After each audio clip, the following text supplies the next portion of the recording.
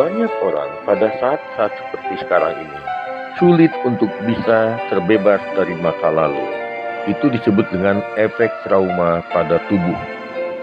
Efek trauma akibat dari kejadian-kejadian yang dianggap sulit di masa lalu dapat berakibat banyak hal. Ini mempengaruhi memori implisit dan eksplisit kita. Nah, apa itu memori eksplisit? Intinya, memori eksplisit adalah memori yang dengan sengaja, dengan kesadaran, kita ingat-ingat, kita hafal-hafal, dan juga tertentu dengan sengaja, kita coba berusaha mengingatnya. Seperti misalnya ingatan jangka panjang pun ada memori eksplisit di situ. Kalau kita sengaja mengorek-ngorek situasi, mengorek-ngorek keterangan, mengorek-ngorek masa lalu, ingatan kita itu disebut dengan eksplisit.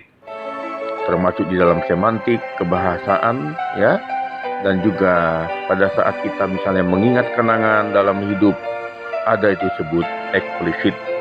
Jadi traumatik juga bisa berkaitan dengan eksplisit. Kalau kita sengaja mengingat, wah ini orang yang dulu pernah menyakiti saya. Ini dia kejadian saya dulu. Apabila kita ingat-ingat, mungkin tidak sengaja kita melihat foto. Berbeda dengan memori implisit. Memori implisit adalah memori yang tidak dipelajari, memori yang tidak disadari, tapi bisa terjadi tanpa disengaja. Namun, apapun yang disebut implisit ini tidak disadari, namun bisa terjadi menjadi ingatan jangka panjang juga.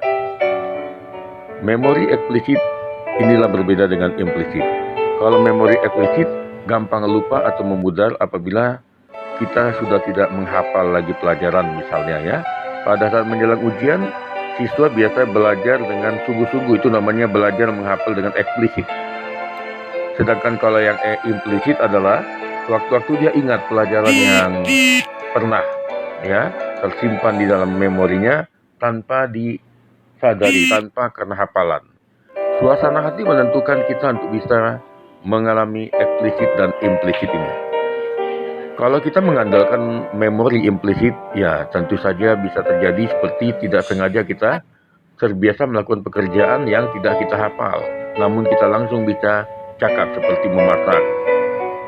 Ya, kita perlu disembuhkan dari stres, bahkan juga luka-luka batin di masa lalu, termasuk juga hal-hal yang bisa membuat kita terluka hati, pahit hati, traumatis.